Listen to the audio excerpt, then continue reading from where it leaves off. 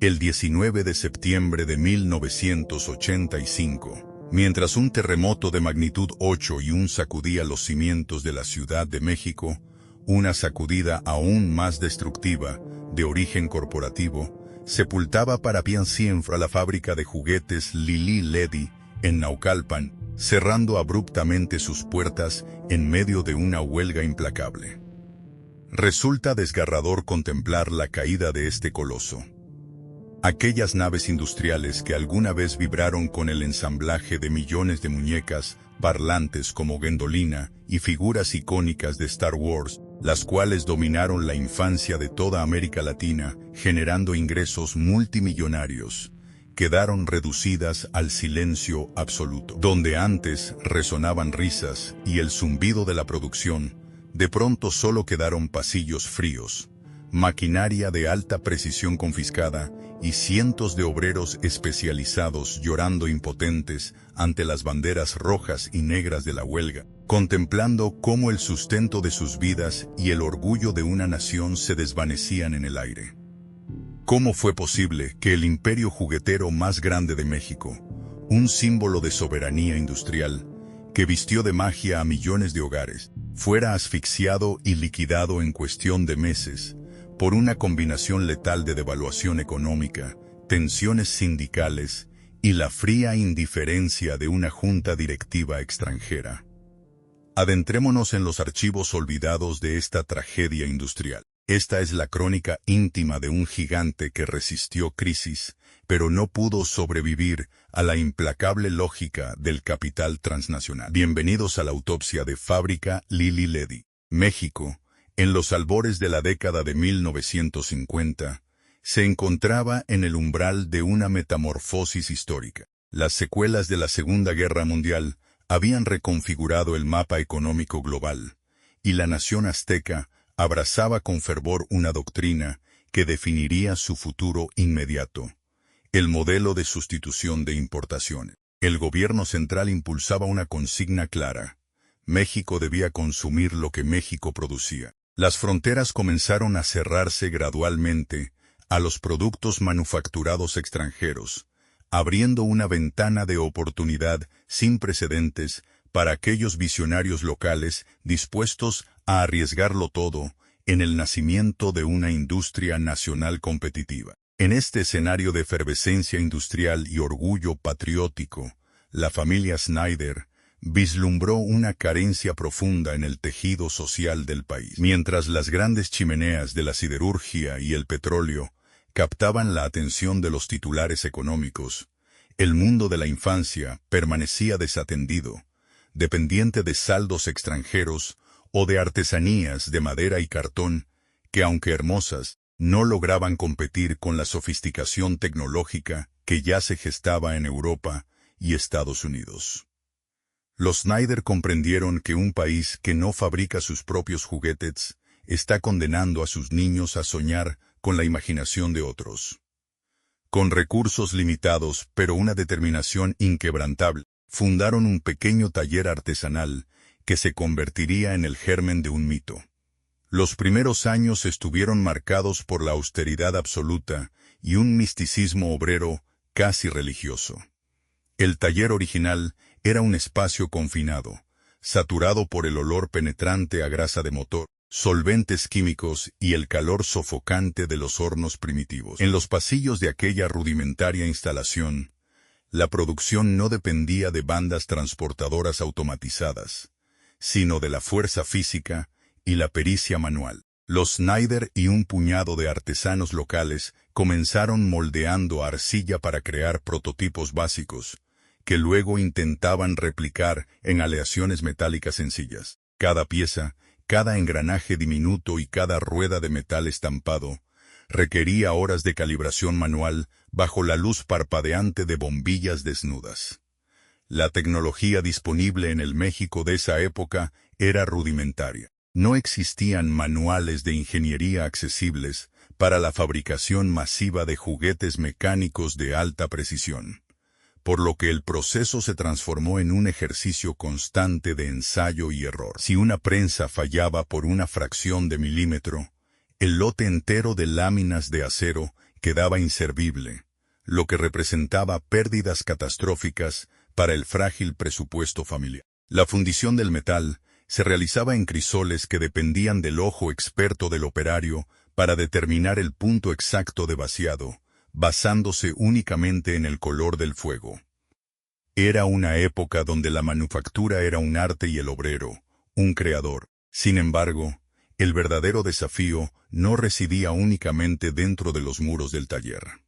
Al cruzar las puertas de la fábrica, la realidad del mercado se imponía con una hostilidad tremenda. A pesar de las restricciones arancelarias impuestas por el gobierno, el contrabando y los inventarios remanentes de juguetes importados de Alemania y el mercado estadounidense inundaban las vitrinas de los grandes almacenes de la capital. Estos competidores internacionales contaban con el respaldo de economías de escala consolidadas, maquinaria pesada automatizada y materias primas de una regularidad de técnica inalcanzable para el productor mexicano. Ante los ojos de los distribuidores locales, apostar por una marca nacional desconocida, surgida de un taller suburbano, parecía un suicidio comercial.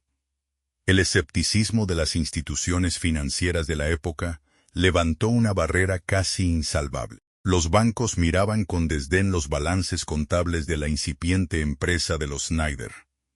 Para la mentalidad bancaria tradicional, el juguete no era una industria estratégica, sino un negocio estacional y volátil. Negados los créditos a largo plazo, la familia se vio obligada a recurrir al financiamiento informal, comprometiendo sus propios bienes personales y reinvirtiendo hasta el último centavo de ganancia marginal en la compra de chatarra industrial que luego reacondicionaban para el servicio. La tensión financiera era una sombra constante que amenazaba con asfixiar el proyecto al final de cada mes. Cuando las facturas de los proveedores de lámina y los salarios de los primeros obreros coincidían de manera implacable. Frente a esta presión extrema, la estrategia de supervivencia de la fábrica se centró en la identidad y la resistencia. Los Snyder entendieron que no podían competir en volumen, por lo que decidieron competir en robustez. Diseñaron juguetes mecánicos de metal pesado que reflejaban la realidad de las calles de México. Artefactos capaces de soportar el trato rudo, el polvo y el paso del tiempo en los hogares de la naciente clase media obrera.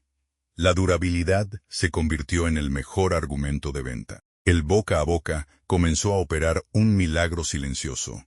Los padres de familia descubrieron que aquel juguete fabricado localmente no se rompía la primera semana de uso, a diferencia de las frágiles novedades de plástico importadas ilegalmente. Hacia mediados de la década, el goteo constante de pedidos saturó por completo la capacidad del taller original. El espacio físico era insuficiente.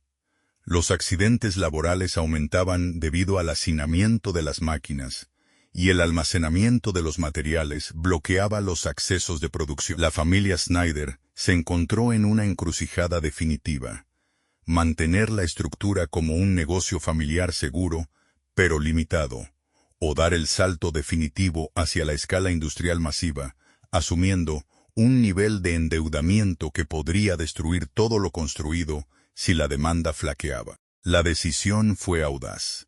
Se adquirieron los primeros terrenos en la zona industrial de Naucalpan, en el Estado de México, una región que en ese momento se perfilaba como el nuevo motor manufacturero de la periferia capitalina. Esta mudanza no significó únicamente un cambio de dirección postal, sino una reconfiguración total de la filosofía de la empresa. Se abandonó la tracción a sangre y el ensamblaje empírico para dar la bienvenida a las primeras líneas de producción continua. Sin embargo, este crecimiento acelerado colocó a la fábrica en una posición de extrema vulnerabilidad. Las nuevas naves industriales estaban vacías. Las deudas por la adquisición de terrenos exigían flujos de caja inmediatos, y el mercado observaba con lupa si este competidor local sería capaz de mantener la calidad artesanal que lo había hecho famoso bajo las severas leyes de la producción en masa. Las luces de la nueva planta en Naucalpan permanecían encendidas hasta la madrugada. La apuesta era total. El riesgo de una quiebra inminente estaba latente en cada esquina, y el destino de la marca pendía de un hilo finísimo, mientras los engranajes de las primeras prensas industriales comenzaban a girar por primera vez. La transición hacia la madurez industrial en la década de Monichincham-Saume transformó los campos de Naucalpan en un hervidero de progreso, asfalto y hormigón. Fábrica Lili Ledy dejó atrás la rusticidad del metal estampado para adentrarse de lleno en la era del plástico y la alta tecnología de consumo. La planta de producción se expandió hasta convertirse en una ciudad en miniatura, donde el repiqueteo de las prensas hidráulicas fue sustituido por el zumbido constante y rítmico de las máquinas de inyección de polímeros. Este periodo marcó el nacimiento de una era dorada, una época en la que la marca no solo dominó el mercado nacional, sino que redefinió por completo la relación emocional entre el juguete y la infancia mexicana. Dentro de las imponentes naves industriales de Naucalpan, el ambiente se impregnó de un nuevo aroma, el olor dulzón del vinilo templado y el barniz fresco. El diseño de producción se estructuró con una precisión militar.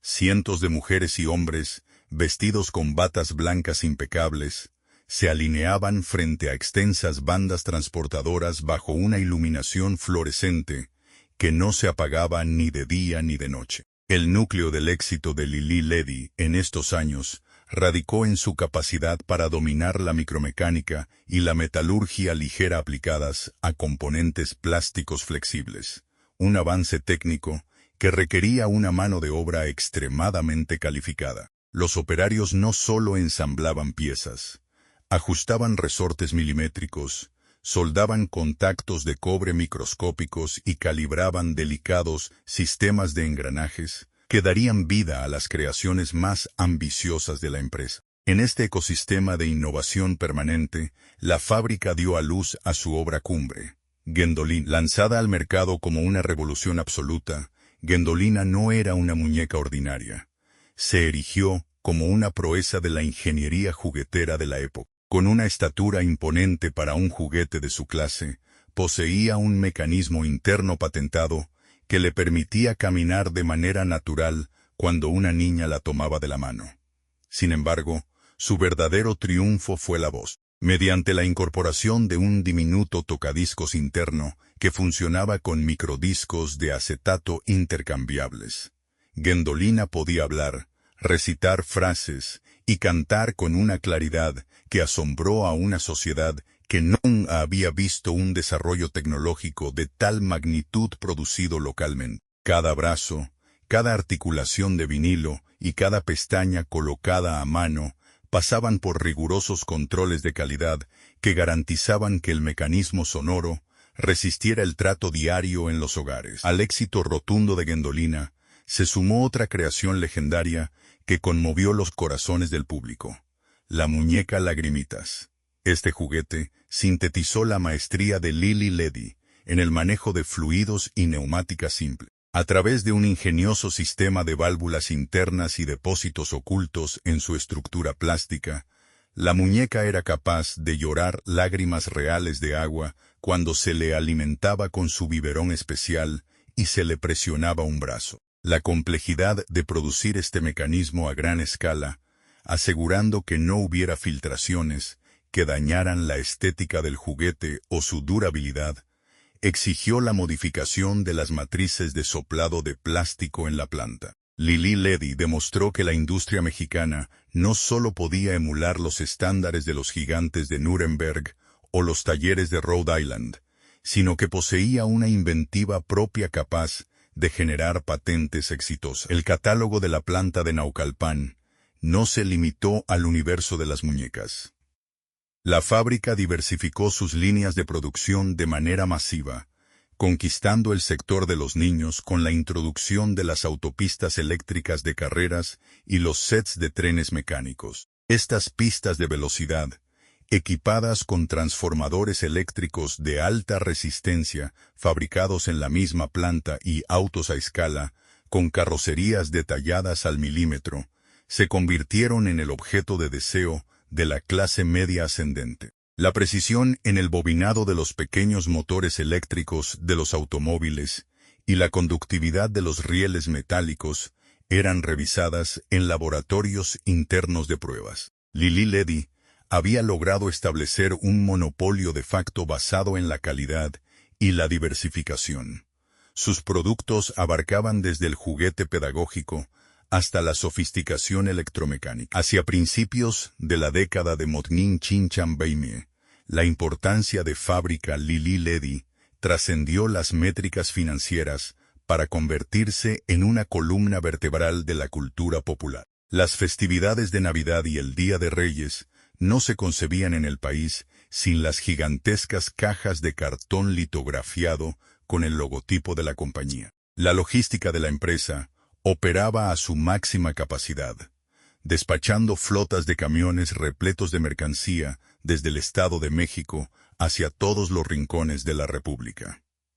Los almacenes de distribución nacionales dependían exclusivamente de los calendarios de entrega de Naucalpan. La marca operaba con una rentabilidad extraordinaria y un prestigio institucional inquebrantable, empleando a miles de familias y asegurando el sustento de una comunidad obrera que veía en la fábrica un símbolo de estabilidad y progreso social. Las cifras de producción de este periodo dorado reflejan un crecimiento vertical insostenible bajo estructuras puramente familiares. Los turnos de trabajo se multiplicaron para cubrir las 24 horas del día, y los almacenes de materias primas devoraban toneladas de resinas plásticas y componentes electrónicos mensualmente. El imperio de los Snyder había alcanzado su cenit temprano.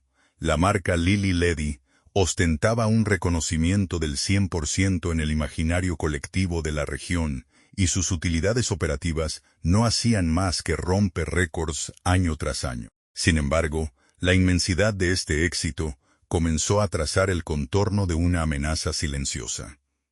El esplendor y la hegemonía absoluta de Lili Ledy dentro del protegido mercado mexicano no pasaron desapercibidos para los titanes de la industria global de los juguetes. En las corporaciones de la costa este y el medio oeste de los Estados Unidos, los directivos extranjeros comenzaron a observar con profunda atención los informes de ventas y las capacidades técnicas de la planta de Naucalpan.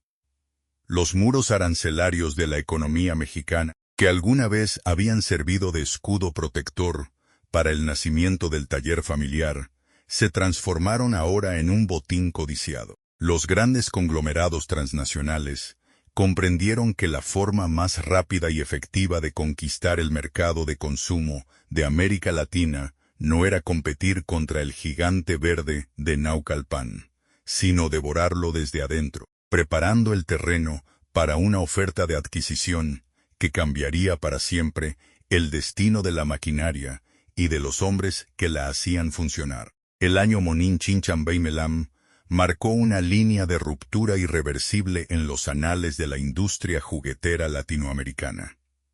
La globalización corporativa, aún incipiente pero voraz, llamó a las puertas de Naucalpan. General Mills, el coloso transnacional de la alimentación y el entretenimiento con sede en Minneapolis, Estados Unidos, concretó la adquisición total de fábrica Lili Ledy. En los comunicados de prensa oficiales, la transacción se presentó como una alianza estratégica perfecta.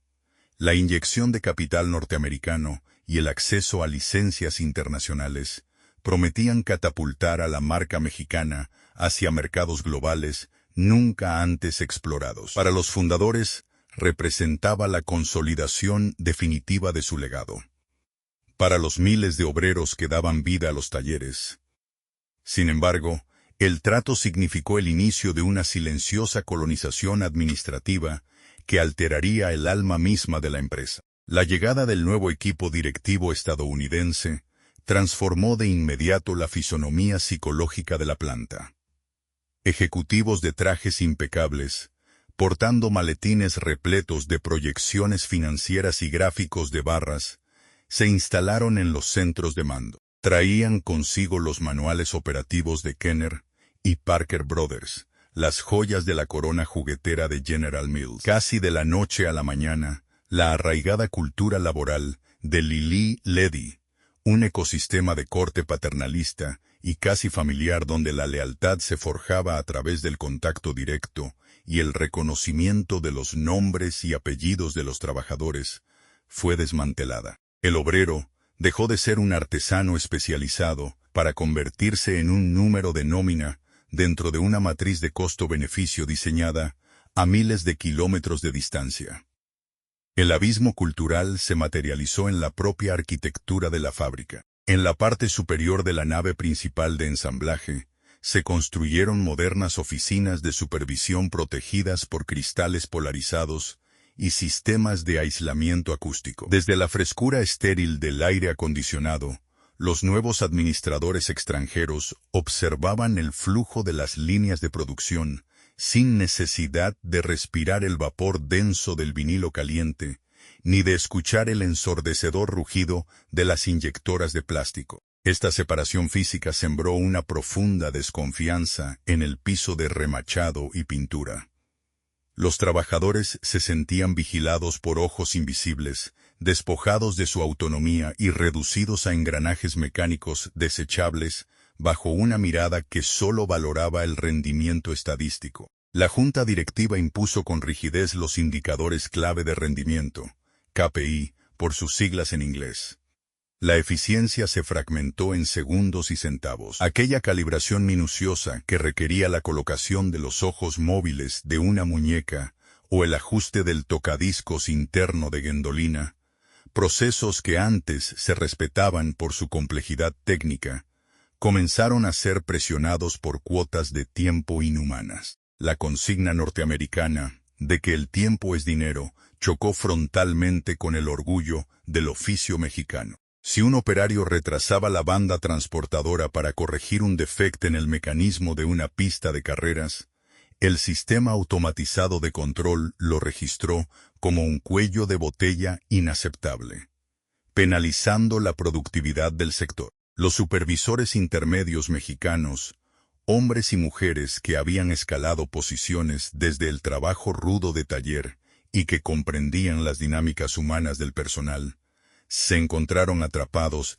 en una encrucijada insoportable. Por un lado, recibían la presión implacable de las oficinas vidriadas, que exigían aumentos verticales de producción y reducciones sistemáticas en los desperdicios de material. Por el otro, atestiguaban el desgaste físico y la creciente desmoralización de los obreros, a quienes se les exigía jornadas extendidas y un ritmo de trabajo extenuante, bajo la promesa abstracta de bonos de productividad que rara vez se materializaban debido a las cambiantes metas corporativas. A medida que avanzaba la segunda mitad de la década de 1970, el resentimiento comenzó a filtrarse de manera subterránea en los comedores y en las paradas de autobús fuera de la planta. El misticismo de pertenecer a una empresa que creaba magia para los niños del país fue suplantado por la fría certidumbre de estar enriqueciendo a un corporativo extranjero que desconocía las realidades sociales de sus empleados. Las decisiones estratégicas ya no se tomaban pensando en la estabilidad de la comunidad de Naucalpan, sino en los reportes trimestrales destinados a Wall Street. La confianza que había sostenido a Lili Ledy durante sus peores crisis financieras iniciales se había quebrado de manera definitiva. La fábrica operaba a niveles récord de exportación e ingresos gracias a la introducción de líneas internacionales, pero bajo los cimientos de este reluciente éxito corporativo, se había plantado la semilla de un conflicto sistémico que amenazaba con estallar al menor indicio de inestabilidad económica. El año Monchín Tamiay irrumpió en la historia de México como un cataclismo financiero, que resquebrajó los cimientos económicos de una nación que poco antes se creía destinada a administrar la abundancia. El colapso de los precios internacionales del petróleo, sumado a un endeudamiento externo insostenible, forzó al gobierno federal a declarar una moratoria de pagos y a orquestar una devaluación masiva e histórica del peso mexicano. La moneda nacional se desplomó frente al dólar estadounidense a una velocidad pasmosa, arrastrando al país hacia una espiral hiperinflacionaria que devoró el poder adquisitivo de la población en cuestión de semanas. Para la fábrica Lili Ledy, asentada en el corazón industrial de Naucalpan, esta crisis macroeconómica no fue un eco lejano, sino un golpe directo al sistema nervioso de su línea de producción. Bajo la administración de la multinacional estadounidense General Mills, la planta de Naucalpan había sido reconfigurada de acuerdo con un modelo de dependencia global. Aunque el ensamblaje final se realizaba con mano de obra mexicana, la viabilidad de los juguetes más emblemáticos de la marca estaba sujeta a la importación masiva de insumos extranjeros. Las resinas plásticas de alta densidad, indispensables para el soplado de las carrocerías de las autopistas, los polímeros especiales que otorgaban la suavidad única al vinilo de las muñecas parlantes, los pigmentos industriales indelebles y, fundamentalmente, los microcomponentes electrónicos y los delicados engranajes mecánicos procedentes de las subsidiarias norteamericanas, debían pagarse estrictamente en dólares. Con la depreciación violenta del peso, el costo de importar estas materias primas esenciales se multiplicó de manera geométrica, transformando la contabilidad operativa de la planta en una pesadilla de números rojos. Desde los cuarteles generales de General Mills en Minneapolis, la crisis mexicana fue analizada a través del prisma frío de los balances trimestrales de pérdidas y ganancias. Incapaces o renuentes a comprender la complejidad del tejido socioeconómico local, la Junta Directiva estadounidense emitió un decreto inapelable. La planta de Naucalpan debía autofinanciarse y absorber el impacto de la devaluación mediante una política radical de reducción de costos operativos. La orden ejecutiva no dejaba espacio para el matiz. Se exigía congelar de manera inmediata cualquier tipo de inversión en infraestructura, detener la modernización de la maquinaria pesada y recortar sistemáticamente los presupuestos destinados al mantenimiento preventivo de las instalaciones. El impacto de estas decisiones gerenciales se sintió con una dureza implacable en el piso de la fábrica, alterando radicalmente las condiciones laborales de los operarios. Mientras la inflación oficial del país escalaba por encima del 100% anual, pulverizando los salarios reales y encareciendo los productos de la canasta básica para las familias obreras, la dirección de la fábrica implementó un estricto congelamiento salarial. Las peticiones de ajustes por costo de vida presentadas por los representantes de los trabajadores fueron sistemáticamente rechazadas en los despachos de la administración estadounidense,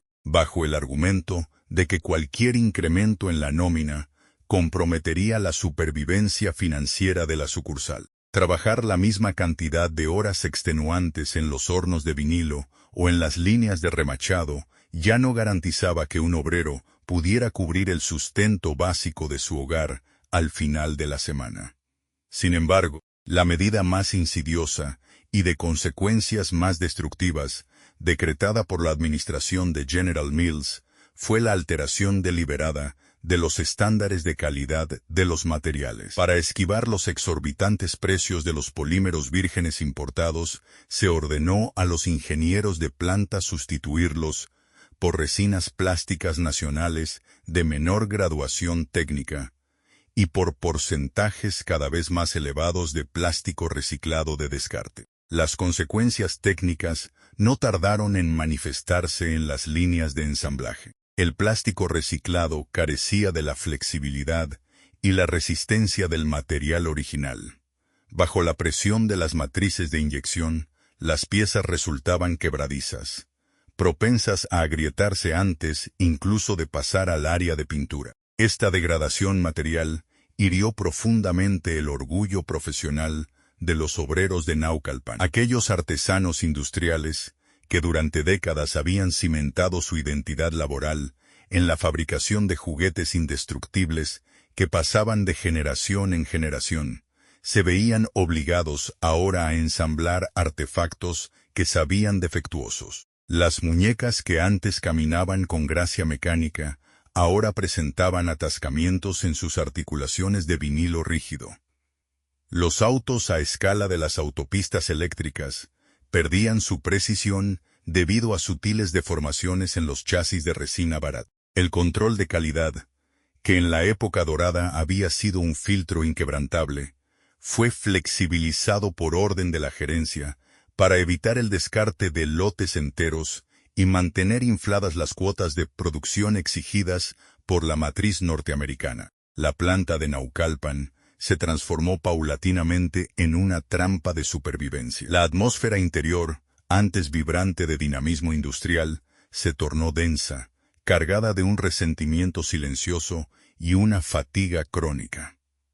Los pasillos de producción se volvieron peligrosos debido a la falta de refacciones originales para las prensas mecánicas y los sistemas neumáticos, los cuales eran remendados con soluciones temporales por los equipos de mantenimiento. Las máquinas seguían operando a marchas forzadas para cumplir con los inventarios, pero los hombres y mujeres que las manejaban lo hacían con la mirada fija en el suelo, conscientes de que la riqueza generada por su esfuerzo se evaporaba en el vacío de la inflación económica y la indiferencia corporativa de una junta directiva que los consideraba meras variables de ajuste en un gráfico financiero global. Durante los meses que sucedieron a la debacle financiera de 1982, la fábrica Lili Ledy en Naucalpan dejó de ser el alegre motor de la ilusión infantil para convertirse en un caldero de descontento silencioso. La atmósfera dentro de las naves industriales se volvió enrarecida, densa y cargada de una sospecha mutua que contaminaba cada turno de trabajo. El eco festivo de las muñecas parlantes y los motores eléctricos fue suplantado por un murmullo constante que corría a lo largo de las líneas de ensamblaje. El sonido de la desesperación obrera transformándose en dignidad organizada. El deterioro físico de las naves industriales era el reflejo directo de la austeridad extrema dictada desde las oficinas centrales de General Mills. Las filtraciones de agua de lluvia en los techos de lámina ya no se reparaban, obligando a los trabajadores a colocar contenedores plásticos junto a las costosas máquinas de inyección para evitar cortocircuitos. El aire en la zona de fundición de vinilo se volvió casi irrespirable debido al mal funcionamiento de los extractores, cuyos filtros saturados nunca eran reemplazados. Los obreros operaban en medio de una penumbra grisácea, pues las bombillas fundidas se sustituían a cuentagotas. Cada rincón de la planta de Naucalpan evidenciaba que, para la Junta Directiva norteamericana, el complejo de manufactura mexicano ya no era una inversión de orgullo, sino un activo en acelerada depreciación que debía ser explotado hasta el límite de sus capacidades. Para los trabajadores, la cotidianidad se transformó en un ejercicio humillante de supervivencia. Mientras los gráficos financieros en Minneapolis se obsesionaban con la contención del gasto, el costo de la canasta básica en México se duplicaba de forma mensual. Obreros especializados, que llevaban 15 o 20 años de servicio ininterrumpido en la compañía, descubrieron, con horror, que el salario de una semana entera apenas alcanzaba para comprar leche, huevo y tortillas para sus familias. El calzado de trabajo se rompía y no había dotaciones nuevas. Las batas blancas, antes impecables, lucían remendadas y desgastadas. La sensación de desamparo era absoluta. La empresa para la que habían sacrificado su salud y su juventud los abandonaba a su suerte en medio de la peor tormenta económica del siglo. En este escenario de asfixia material, el sindicato de trabajadores de Lili Ledy, que durante los años de bonanza familiar había mantenido una postura de cooperación y bajo perfil, comenzó a experimentar una metamorfosis radical. Las bases obreras, rebasando la cautela de sus antiguos líderes, exigieron una postura de confrontación directa contra la administración extranjera. Los pasillos de la fábrica, los baños y los rincones más oscuros de los almacenes se convirtieron en centros de conspiración legítima. Los susurros se multiplicaban durante los breves minutos del almuerzo. Boletines clandestinos, impresos en mimeógrafos viejos fuera de las horas de trabajo, pasaban de mano en mano, ocultos dentro de las loncheras de metal o debajo de las piezas de plástico defectuosas. Las asambleas informales se trasladaron fuera de los muros de Naucalpan, celebrándose a altas horas de la noche, en talleres mecánicos locales, garajes particulares o cantinas suburbanas de la periferia. Allí, bajo la luz tenue de una sola bombilla y con el temor constante a los espías de la gerencia, los obreros discutieron sus derechos violados. El contrato colectivo de trabajo estaba siendo pisoteado sistemáticamente por General Mills. Se eliminaron de forma unilateral las prestaciones médicas complementarias, se suspendieron los fondos de ahorro y se ignoraron las cláusulas de seguridad e higiene básicas. Los líderes sindicales emergentes, hombres y mujeres curtidos en el piso de remachado, articularon un discurso que ya no solo exigía un aumento salarial de emergencia para compensar la inflación, sino el cese inmediato del trato despótico por parte de los supervisores extranjeros. La respuesta de la gerencia estadounidense ante este conato de rebelión interna fue la miopía y la intimidación. Acostumbrados a dinámicas laborales corporativas, donde el sindicalismo estaba rígidamente controlado o debilitado, los directivos de General Mills interpretaron la movilización no como un grito legítimo de supervivencia humana, sino como un desafío ideológico y una insubordinación colectiva que arruinaba las métricas de eficiencia. Se instalaron cámaras de seguridad adicionales, apuntando directamente a las áreas comunes, y se instruyó a los jefes de turno para que reportaran cualquier conversación grupal sospechosa. Comenzaron los despidos selectivos de los operarios más vocales, acusándolos de sabotaje o bajo rendimiento, en un intento desesperado por descabezar el movimiento antes de que ganara más fuerza. Sin embargo, la estrategia del miedo fracasó rotundamente. Cada despido injustificado no hacía más que inyectar combustible a la indignación general. Para finales de 1984, la fractura entre los trabajadores mexicanos y la dirección norteamericana era total e insalvable. Ya no había espacio para la negociación intermedia ni para las promesas corporativas abstractas. En los talleres de costura de las muñecas, las trabajadoras comenzaron a recolectar discretamente retazos de tela negra y roja, guardándolos en sus bolsos al final del turno. En las paredes de los pasillos de Naucalpan, empezaron a aparecer pintas clandestinas que desafiaban abiertamente el poder de la multinacional. El imperio del juguete estaba sentado sobre un polvorín social con la mecha corta. La dignidad de una comunidad obrera herida se preparaba para colisionar de frente contra la fría e inflexible lógica del capital transnacional, y las banderas del conflicto definitivo aguardaban en la sombra el momento exacto para desplegarse sobre las rejas de la fábrica. Los primeros meses de 1985 trajeron consigo un frío inusual que parecía calar hasta los huesos de la comunidad obrera de Naucalpan. La paciencia de los trabajadores, estirada al máximo durante años de promesas incumplidas, congelamientos salariales e indiferencia corporativa, finalmente se quebró. Tras semanas de asambleas clandestinas y consultas legales, el Sindicato de Trabajadores de Lili Ledy tomó una determinación irreversible: declarar la huelga general. Ya no era una amenaza abstracta plasmada en panfletos. Era la respuesta definitiva de un colectivo humano herido en su dignidad, que se negaba a seguir operando como una simple variable de descarte en los balances financieros de una junta directiva extranjera. El día del estallido del conflicto, la atmósfera en los alrededores del complejo industrial era de una tensión eléctrica, casi sagrada. A la hora señalada por los estatutos legales, las líneas de ensamblaje se detuvieron de golpe de manera coordinada. Las prensas hidráulicas exhalaron su último suspiro de vapor.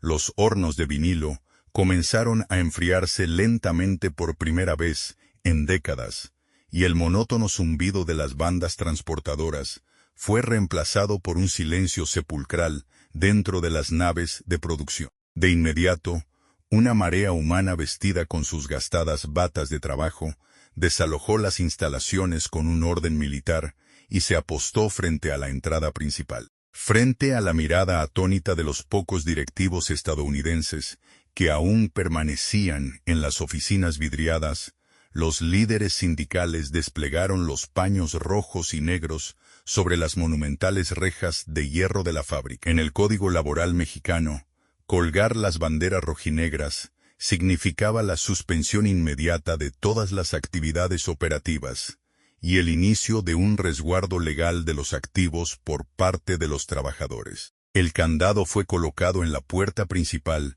y las llaves quedaron bajo la custodia del comité de huelga. En ese instante, la fábrica Lili Ledy dejó de pertenecer operativamente a General Mills.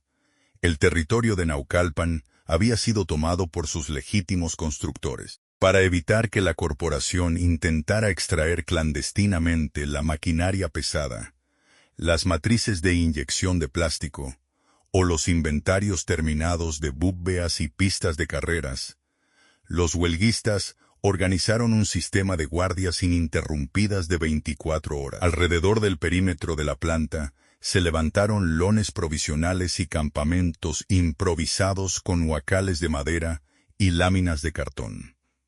Las familias de los obreros se sumaron al movimiento, transformando la calle lateral de la fábrica en una extensión de sus propios hogares. Se instalaron cocinas comunitarias, donde las mujeres preparaban grandes ollas de frijoles y café de olla para sostener el espíritu de quienes debían pasar las madrugadas vigilando bajo la intemperie.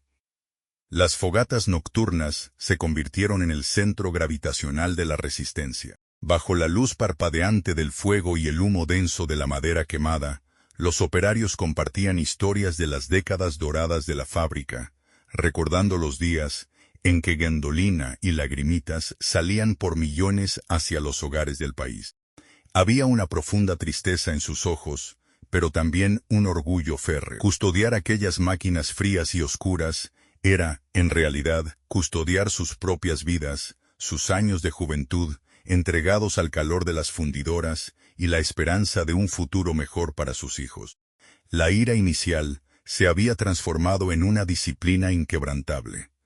Naucalpan estaba cercada por un muro de dignidad obrera que no cedería fácilmente ante las presiones del exterior. Mientras el fuego de las fogatas iluminaba las noches de resistencia en Naucalpan, el verdadero conflicto se trasladó a las oficinas estériles de la Junta Federal de Conciliación y Arbitraje en el centro de la Ciudad de México. Las salas de negociación se convirtieron en el tablero de ajedrez donde se disputaba la supervivencia misma de la fábrica Lili Ledy. La disparidad entre las partes en conflicto era total, un reflejo perfecto del choque entre el México obrero y el corporativismo transnacional estadounidense.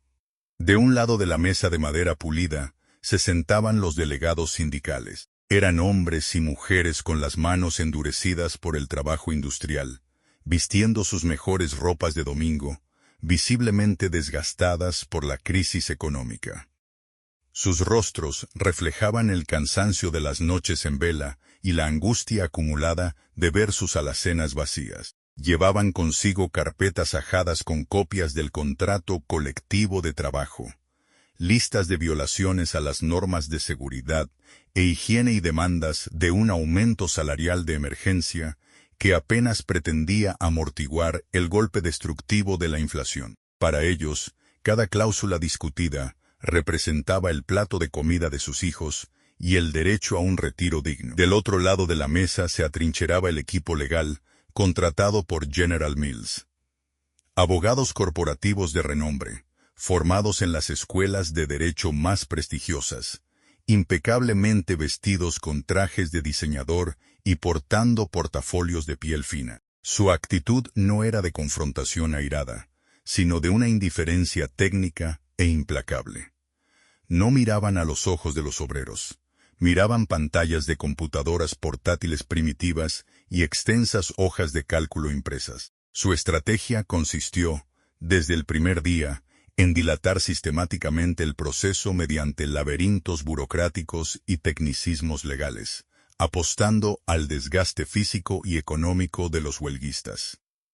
Las semanas se transformaron en meses y el estancamiento de las negociaciones se volvió absoluto. Los abogados transnacionales ofrecían porcentajes de incremento salarial ridículos, ridículamente por debajo de la inflación oficial, argumentando que la planta de Naucalpan operaba con pérdidas financieras insostenibles debido a la devaluación del peso. El sindicato, por su parte, se mantenía firme, consciente de que aceptar aquellas condiciones significaba la capitulación total y la aceptación de la miseria institucionalizada. La paciencia de las autoridades laborales también se agotaba ante la cerrazón de ambas partes, pero la ley mexicana protegía el derecho a huelga, impidiendo que la empresa reanudara operaciones con esquiroles o trabajadores rompehuelgas. Sin embargo, detrás de la fría cortesía de los representantes de General Mills, se ocultaba una estrategia corporativa mucho más siniestra. Mientras los obreros consumían sus escasos ahorros y dependían de la solidaridad comunitaria para subsistir en los campamentos de Naucalpan, en los cuarteles generales de Minneapolis se había tomado una decisión radical. Los directivos norteamericanos habían llegado a la conclusión de que la fábrica Lilly Ledy ya no encajaba en los planes de reestructuración global de la corporación. El mercado mexicano, sumido en la recesión y el control de cambios, había dejado de ser el botín atractivo de Motnin Chinchamba y Milam. Las actas secretas de la junta directiva revelaban que el corporativo estadounidense no tenía la menor intención de resolver la huelga. Estaban utilizando el tiempo en la mesa de negociaciones para diseñar una estrategia de salida definitiva, preparando el andamiaje legal para un cierre patronal y la liquidación total de los activos de la empresa que alguna vez vistió de magia la infancia de toda una nación. La mañana del Muichin de septiembre de Mornin Chinchamtam Lam se neció sobre el Valle de México con una atmósfera densa, pesada por la bruma y el presentimiento colectivo de una crisis económica que no daba tregua. En el complejo industrial de Naucalpan, el campamento de huelga de la fábrica Lilly Ledy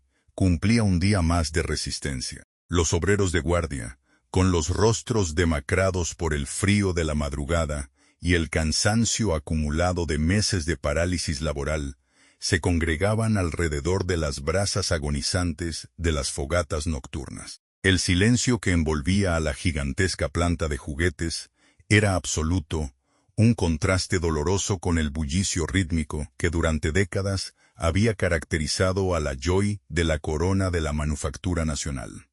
A las 6:30 de la mañana, el destino de toda una nación cambió de golpe. Desde las profundidades del Océano Pacífico, una onda sísmica de magnitud 8 y una azotó las entrañas de la capital mexicana.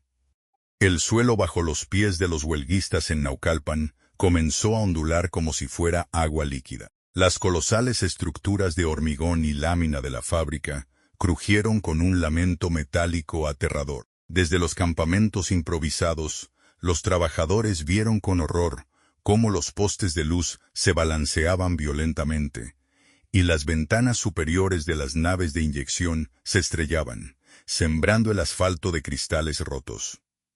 La histeria y el pánico se apoderaron de las calles. Los obreros corrieron hacia los espacios abiertos, rezando por la seguridad de sus familias atrapadas en las zonas céntricas de la Ciudad de México, donde vecindades enteras y edificios gubernamentales se desplomaban en medio de nubes de polvo asfixiante. Sin embargo, mientras la tierra aún se mecía y las sirenas de emergencia comenzaban a resonar a lo lejos en una ciudad sumida en el caos y el luto, una réplica de origen humano, fría y calculada, se gestaba en los despachos corporativos de Minneapolis. Aprovechando la confusión nacional y el colapso de los sistemas de comunicación de la capital mexicana, la junta directiva de General Mills ejecutó su golpe de gracia. A través de un emisario legal provisto de una escolta privada, la multinacional estadounidense notificó oficialmente a las autoridades laborales y al comité de huelga el decreto de liquidación fulminante y cierre patronal definitivo de la fábrica Lilly Ledy. El argumento corporativo fue implacable.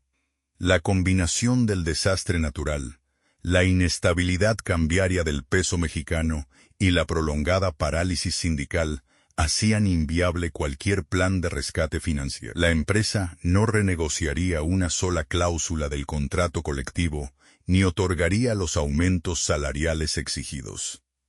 En lugar de resolver el conflicto laboral, General Mills optó por decapitar la operación de raíz. El terremoto físico que acababa de fracturar la geografía de la ciudad se convirtió en la cortina de humo perfecta para encubrir una decisión de abandono financiero planificada con antelación. Los huelguistas, aún conmocionados por el sismo y temblando por la suerte de sus seres queridos, recibieron el documento legal con una mezcla de incredulidad y espanto. No era una tregua, era el acta de defunción de su fuente de trabajo, redactada en inglés y traducida con la frialdad de una sentencia judicial. El proceso de desmantelamiento y clausura patronal de la planta de Naucalpan se ejecutó en las horas siguientes con la precisión quirúrgica y desalmada de una autopsia industrial.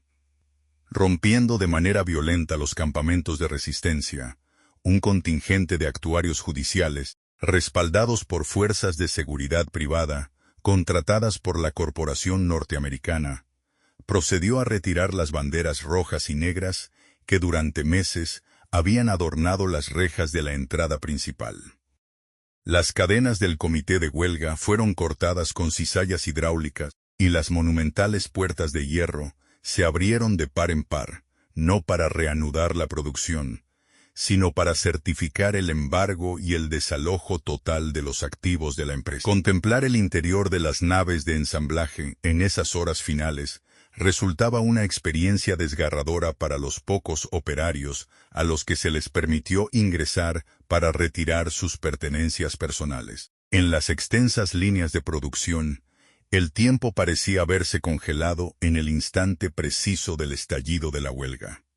Sobre las bandas transportadoras reposaban, cubiertas por una fina capa de polvo y hollín, miles de piezas inconclusas. Había cuerpos desnudados de la muñeca guendolina, apilados en contenedores plásticos, cabezas de vinilo de lagrimitas que miraban al vacío con sus ojos fijos de cristal, y chasis a medio pintar de las pistas eléctricas de carreras que nunca llegarían a rodar. En el sector de alta fidelidad, cajas de mecanismos sonoros importados permanecían abiertas, revelando los microdiscos de acetato que debieron haber llevado canciones a los hogares mexicanos, convertidos ahora en desecho industrial. El momento de mayor dramatismo ocurrió cuando los técnicos de la administración procedieron a desenchufar y sellar las grandes matrices y moldes de inyección de acero templado. Esas pesadas herramientas, esculpidas con precisión milimétrica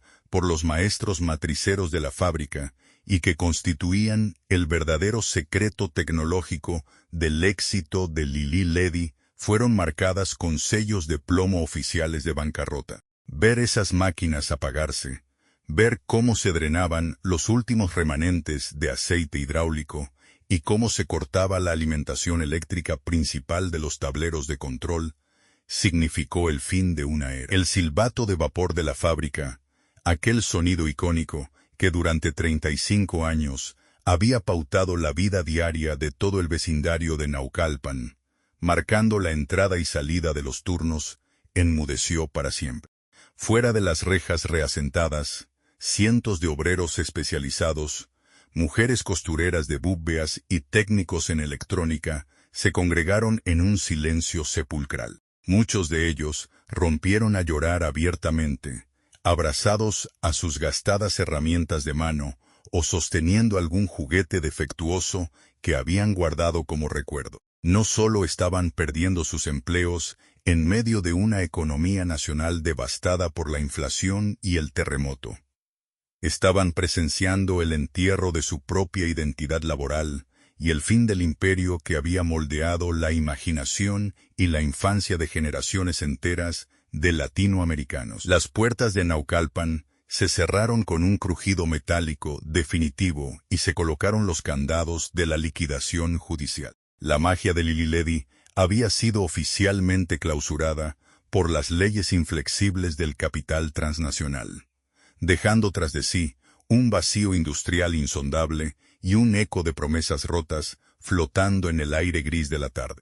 El eco del sismo del 19 de septiembre comenzó a disiparse entre los escombros de la capital, pero en la zona industrial de Naucalpan, el verdadero invierno social apenas comenzaba. Los días posteriores al anuncio del cierre definitivo de la fábrica Lililedi transformaron el paisaje suburbano en un escenario de desolación silenciosa. La masa obrera, despojada de sus pancartas y de sus lunas de resistencia, se vio obligada a retirarse de las aceras, dejando tras de sí las cenizas de las fogatas que durante meses habían calentado su esperanza. Las rejas de la entrada principal, desprovistas ya de los paños rojinegros de la huelga, exhibían ahora cadenas macizas de acero galvanizado y gruesos sellos de clausura judicial que advertían de la prohibición absoluta de paso. El corazón productivo de Naucalpan había dejado de latir, y el vacío que dejó en el tejido social de la región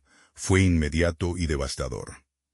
El abandono físico de las instalaciones no tardó en manifestarse como una enfermedad visible que devoraba el hormigón y el metal. Sin el mantenimiento diario de las cuadrillas de operarios, las naves industriales cayeron rápidamente en un estado de ruina prematura.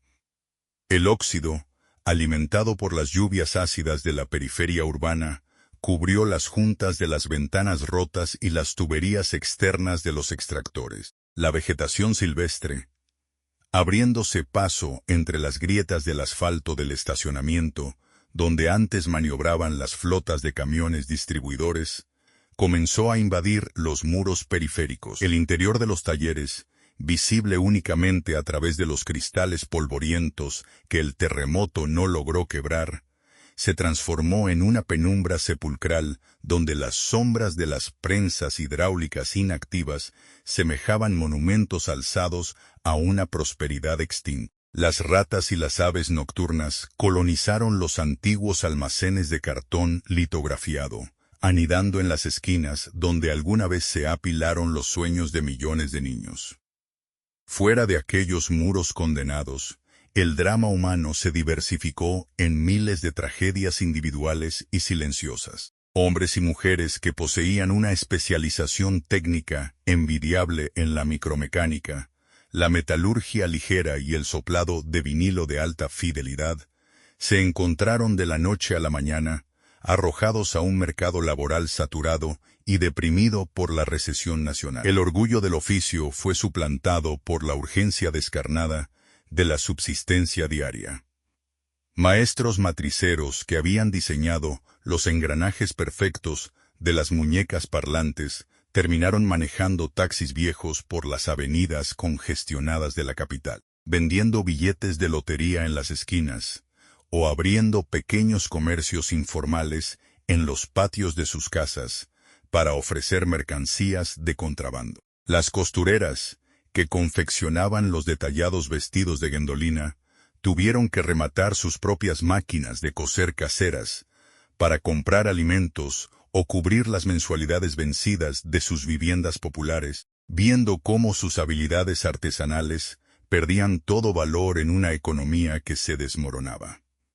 El colapso de la fábrica operó un efecto dominó que estranguló el dinamismo económico de todo el barrio industrial de Naucalpan. Los pequeños negocios satélites que habían florecido a la sombra del gigante juguetero sufrieron una quiebra sistemática. Las tienditas de abarrotes, las fondas de comida casera que alimentaban a los 3 turnos de trabajadores, y las papelerías locales vieron desaparecer a sus clientes habituales de la noche a la mañana. Los créditos informales que los comerciantes otorgaban a los obreros basados en la palabra y la estabilidad de la nómina de Lili Ledy se convirtieron en deudas incobrables que hundieron a la comunidad en una parálisis financiera. Las calles que antes vibraban con el andar apresurado de miles de personas a las horas de cambio de turno, se transformaron en pasajes desiertos y peligrosos, propensos a la delincuencia y al abandono municipal.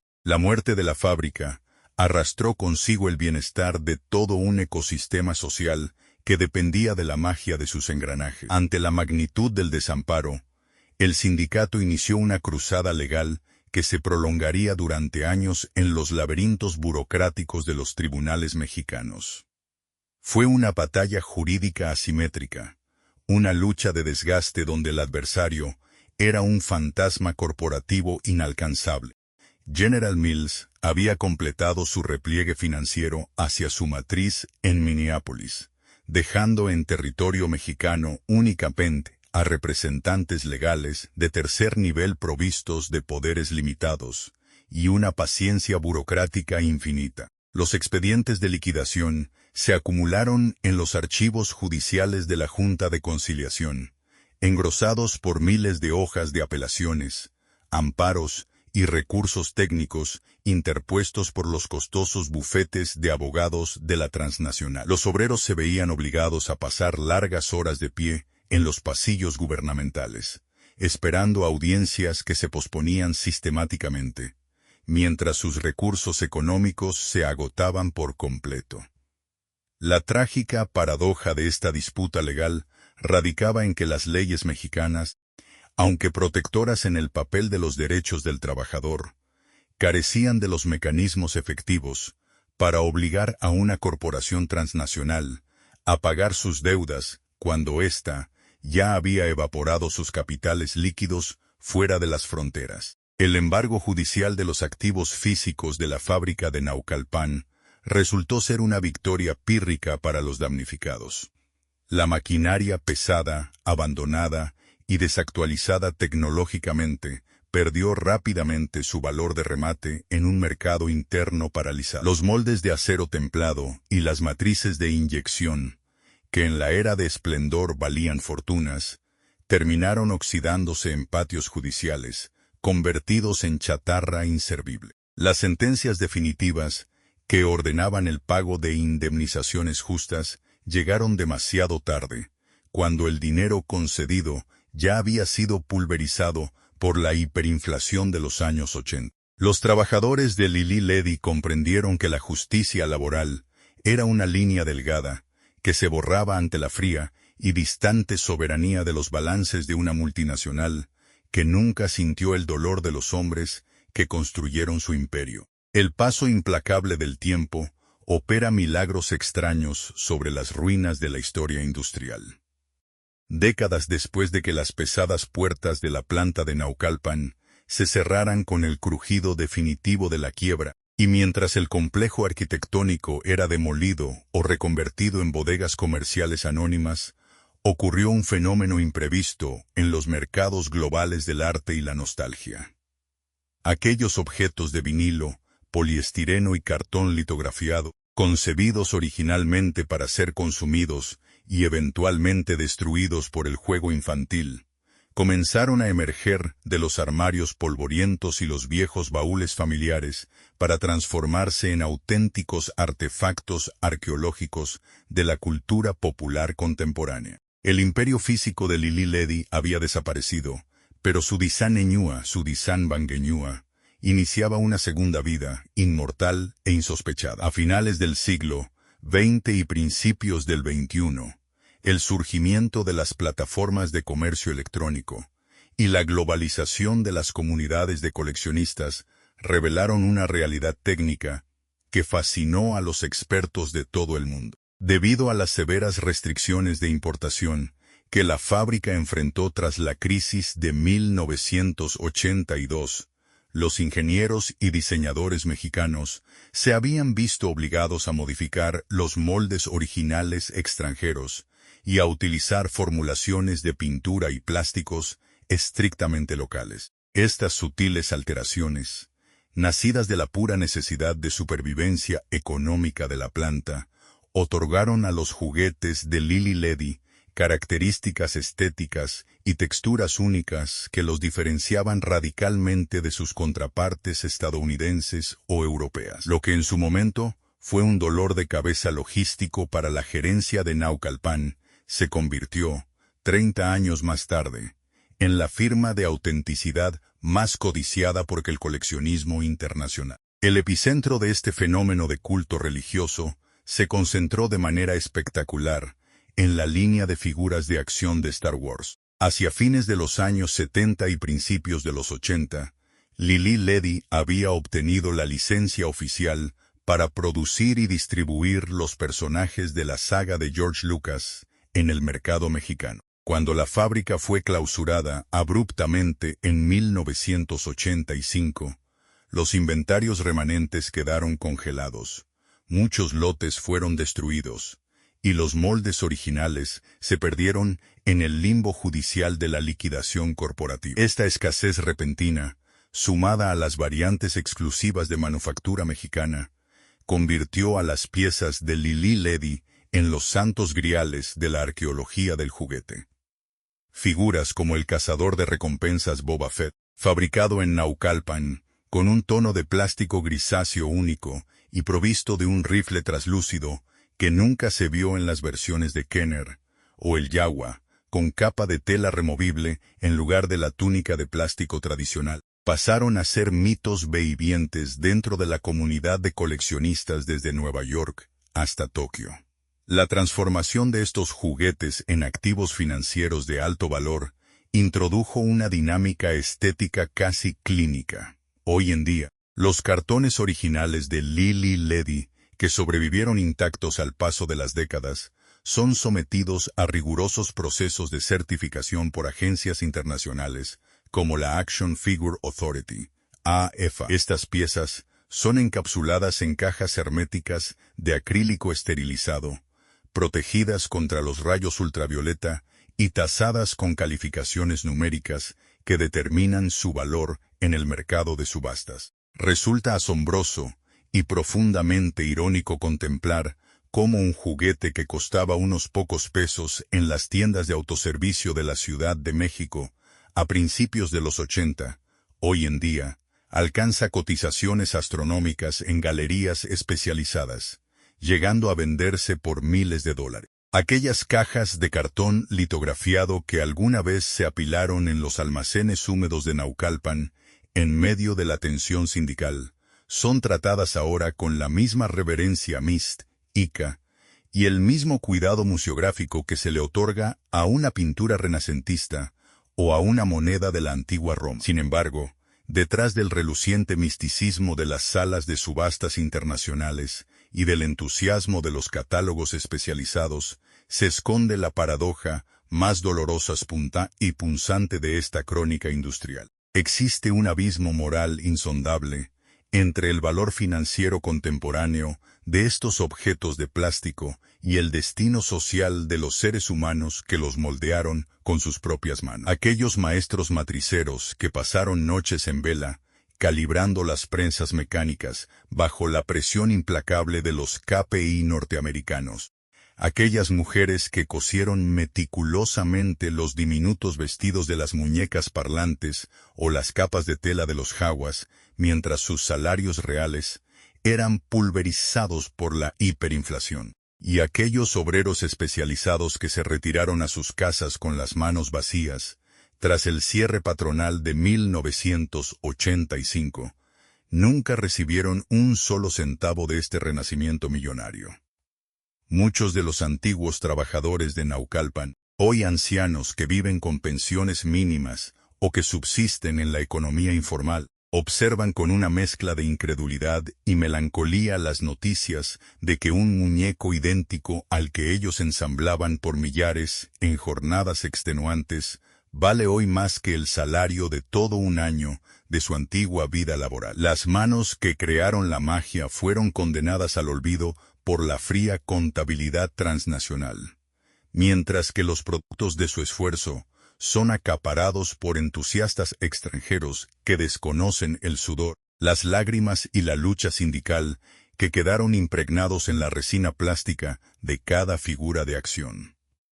La inmortalidad del juguete de Lili Ledy no es el resultado de la benevolencia del mercado, sino el testimonio involuntario y duradero de la maestría de una clase obrera mexicana que, incluso atrapada bajo el peso muerto del capital transnacional, fue capaz de inyectar un alma imperecedera al metal y al vinilo. La caída de la fábrica Lili Ledy no fue simplemente la bancarrota de una empresa juguetera exitosa. Representa la dolorosa transición de una era de orgullo industrial nacional hacia la fría e impersonal globalización transnacional. La historia de Naucalpan nos demuestra cuán frágiles pueden ser los símbolos culturales de un país cuando se enfrentan a la implacable lógica del rendimiento financiero y a la desconexión de decisiones tomadas a miles de kilómetros de distancia. Aquellos engranajes mecánicos que alguna vez vistieron de magia la infancia de millones de niños en América Latina, quedaron atrapados en un torbellino de devaluaciones económicas, rigideces sindicales y la miopía de un capital extranjero que vio en la identidad obrera mexicana solo una variable de ajuste en un gráfico de pérdidas y ganancias. Hoy, el verdadero valor de Lili Ledy no se mide en los miles de dólares que los coleccionistas pagan en las subastas internacionales por una figura de Star Wars, encapsulada en acrílico. El verdadero y más profundo legado de esta fábrica reside en la memoria viva de aquellos hombres y mujeres que entregaron su juventud, su salud y su ingenio artesanal para dar alma al vinilo y al metal. Su historia nos recuerda que detrás de cada objeto que define una época, existe un tejido humano que merece ser recordado y respetado, un tejido que la contabilidad global a menudo condena al olvido. La lección de Naucalpan queda flotando en el aire como un eco persistente. Las corporaciones pueden desmantelar las máquinas y clausurar las naves industriales, pero jamás podrán confiscar la dignidad de un pueblo que aprendió a fabricar sus propios sueños. Si este viaje a través de la memoria industrial y la caída de los grandes imperios económicos te ha conmovido, te invitamos a suscribirte al canal y a dejarnos tus reflexiones en la sección de comentarios. ¿Tuviste alguna vez un juguete de Lili Ledy en tus manos? ¿Qué valor le otorgas hoy a los recuerdos de tu infancia frente a la tiranía de las métricas financieras? Tu apoyo nos permite seguir rescatando estas crónicas humanas del olvido. Gracias por acompañarnos.